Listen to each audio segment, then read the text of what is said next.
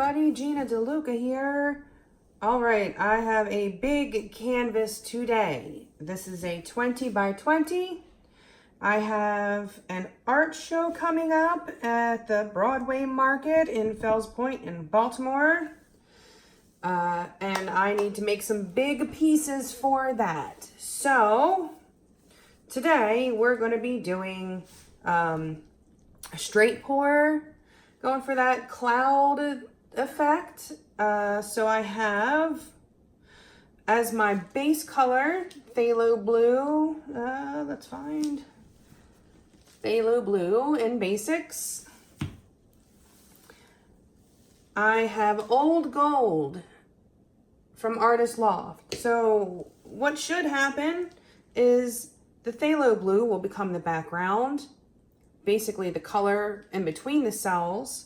The gold will sit on top of that blue, so that when you look at it in one direction, it's gold, and then when you tilt it, it looks blue. I have mixed these paints very thin. When you drizzle them off of your stick, it should not form a mound. It should disappear immediately. You do not want it to sink when you drizzle it off your stick. You just want it to disappear. So in metallics, generally, if you watched my previous video, if you want it to sell, you want it to be a little bit thicker. Even if you're doing a straight pour, it's automatically going to be thicker because of the mica.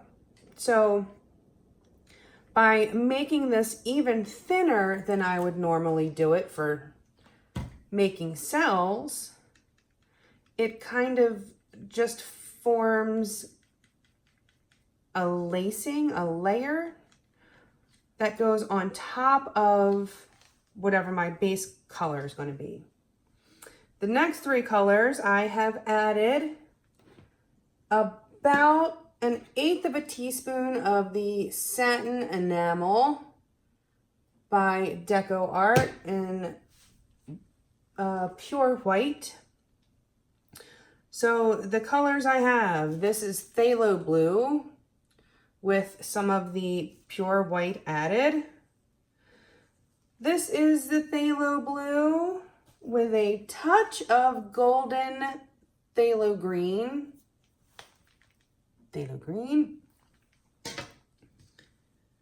And this is the phthalo green and phthalo blue, also with some basics in titanium white added. Okay, that's how I got to those colors. These paints are mixed. 1 part paint to 2 parts floetrol, and then that mixture is thinned with my 90% water, 10% floetrol mixture. I put it's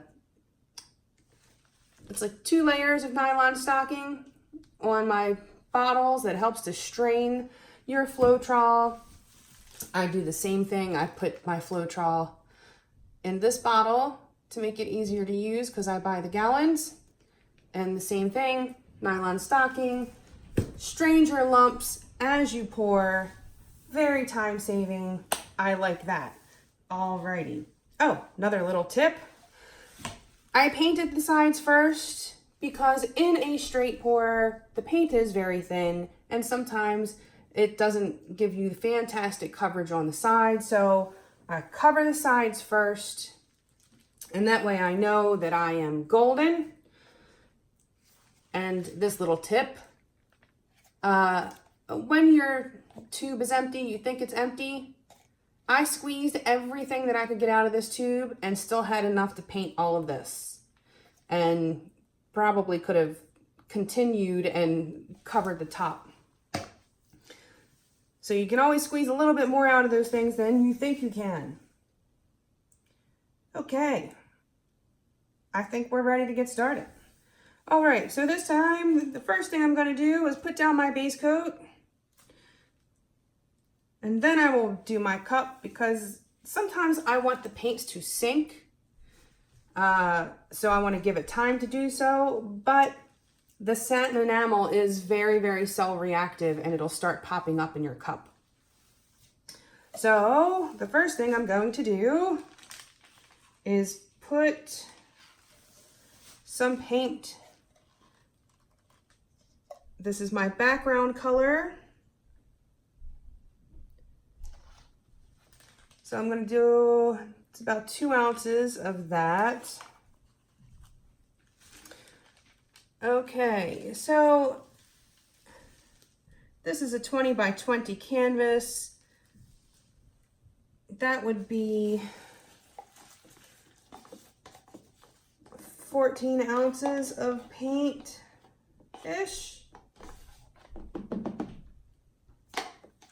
You do length times width, and then divide that number by 28. That'll give you your roundabout of what you need. Don't forget to factor in your sides when you're using these deep edge canvases. So what I do when I was figuring this out, I know that when I'm doing a straight pour, my pour, like, well, I don't need as much in my cup. You know, I won't need the full 14 ounces in that cup because I'm laying down a base coat. So I've been trying to figure out the right ratio of base coat to pour cup. And I find that 30% allotted for the base coat and then 70% in the cup seems to be working out all right. Okay, so I have my blue.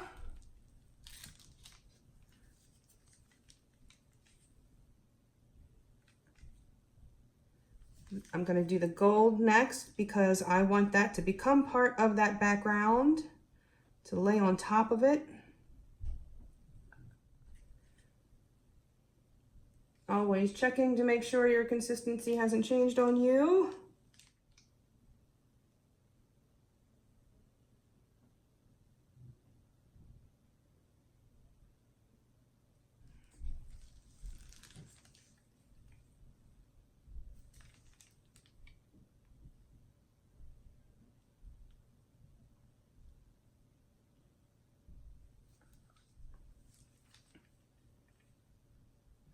I do love this color, the phthalo blue and green and white mixed together. It's just such a pretty color. As you can see, the blues sank. We like that. All right, I'm gonna get busy here.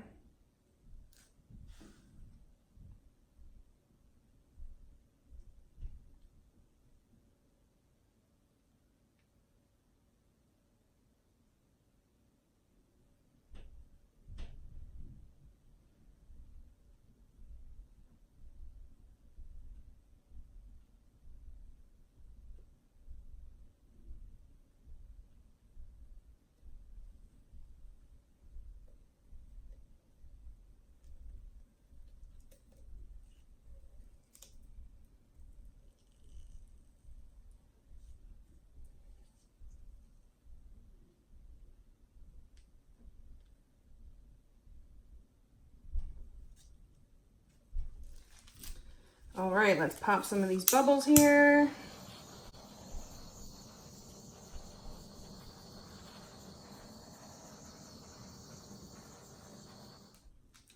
All right, let's see what happens.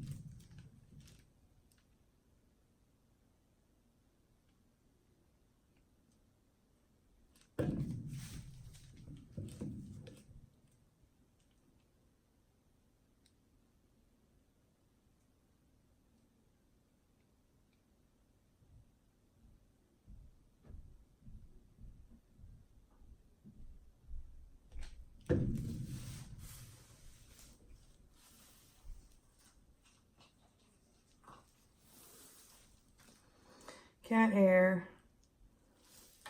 Get it when you see it.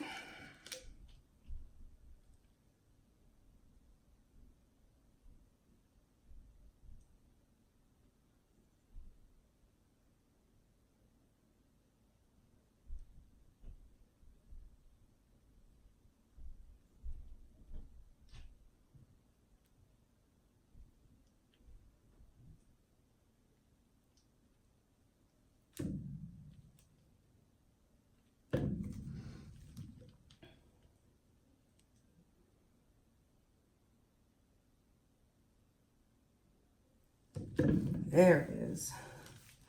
Been looking for that hunk of whatever.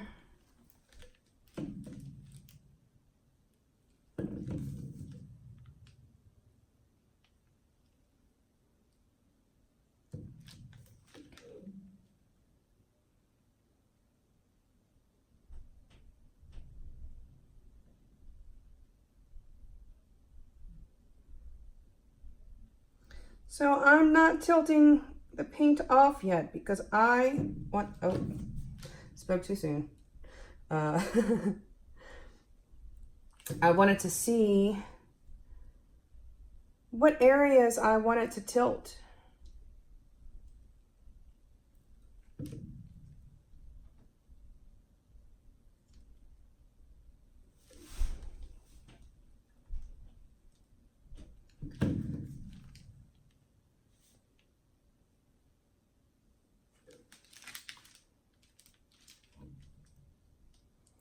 And I apologize. I know that some of this is going to be off frame.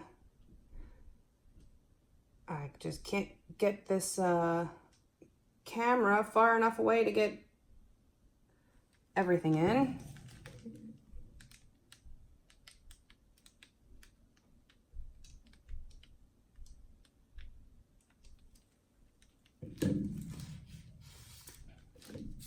This didn't turn out exactly as planned.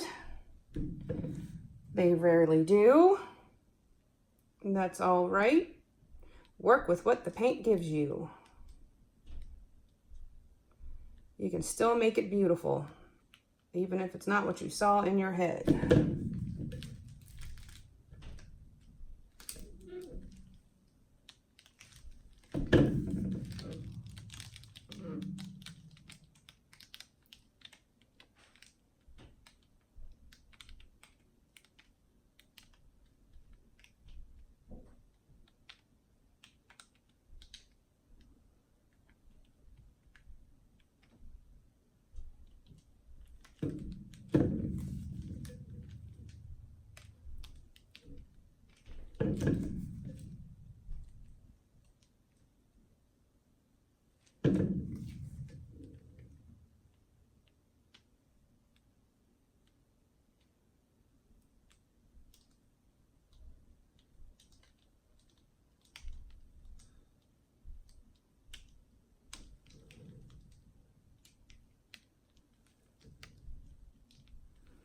I want to stretch out that center, or what used to be the center.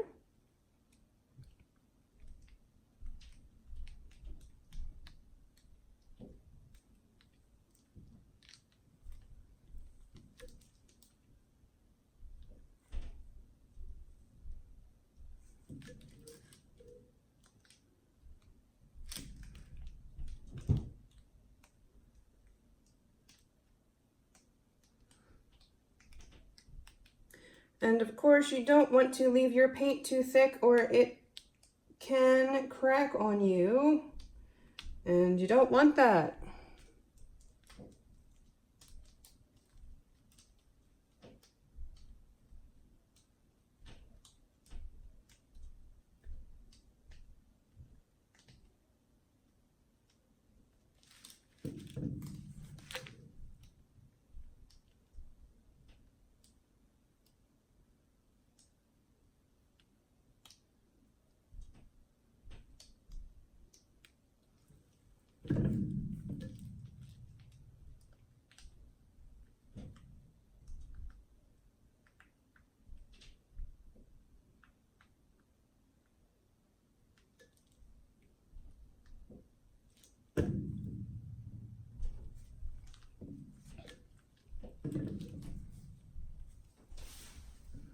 I think that's it.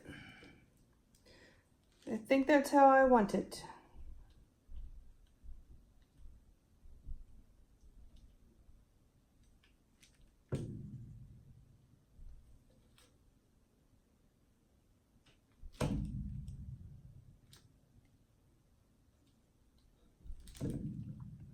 Another helpful reminder to, when you're working with a big canvas, with any canvas, even when I do 8x10s, I spray the back of them with water to tighten them up. And you'll hear this that sounds like a drum, because it is nice and tight, and that will keep it from sagging, which you really don't want that. Okay, so now I'm going to scrape the sides, scrape the bottoms. That will help prevent it pulling more paint than I want it to. And I'm going to let this sit for a bit, and then I will bring you in for a close-up. Back in a few. Okay, so here it is. I wanted an effect where it seemed like you could just dive into the center. I kind of got that, I think. I wanted it to look somewhat like video 200, but not quite. But that might have been too much for a painting of this size. So I think this actually worked out better. As you can see, the gold did indeed lay on top of that blue. If you can kind of sort of see it. It's always difficult to catch those metallics. But it has a very 3D effect. It's almost like it's like a flower, like petals, sort of. Like a water rose. Hey, maybe that's what I'll call it.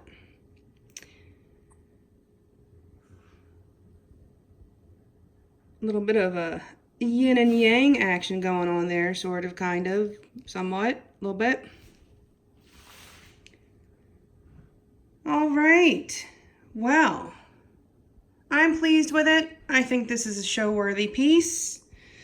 So it will go in. Thank goodness, because it was one of the expensive ones. Yeah. All right. Well, that is it for today. I hope you enjoyed. I hope you learned something. If you find these video tutorials helpful, or at least entertaining or amusing, and would like to help me stay stocked up in supplies so I can keep bringing you the fresh content, do visit the PayPal tip jar, which is, you can find the link for that in the description box below this video. So there's the PayPal tip jar. We have the Amazon link. I know Prime Day is July 15th.